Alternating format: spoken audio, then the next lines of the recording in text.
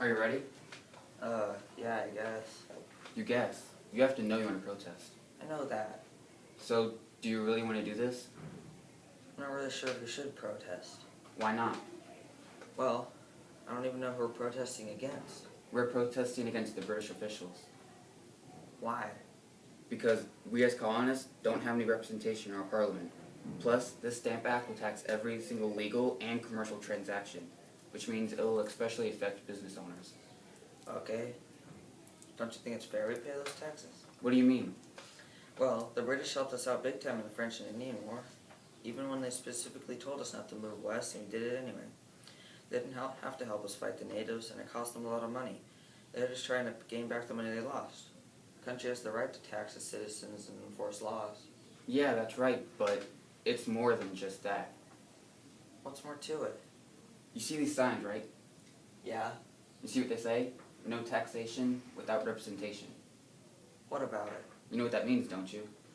Of course. It means that we refuse to pay taxes unless we have representation in our government. Exactly. That's what this is about. It's not about an objection to taxation itself. It's a protest for the fact that we have no say in what taxes are passed, how heavy they are, and the purpose for what they are extracted. I think I'm beginning to understand. British citizens in Britain have the right to vote for or against any taxes that are put on them. Because Britain will not allow American colonists to elect people for Parliament, we are not being treated like citizens. We are being ruled. But we have representation. I've heard the British government say that we have virtual representation. They said the elected officials in Britain care about the Americans. Virtual representation is no representation. Your officials are supposed to fight for you. The officials in Britain couldn't possibly know or care about what we need. What is best for us? What do we really need? What we really need is direct representation. What's that mean?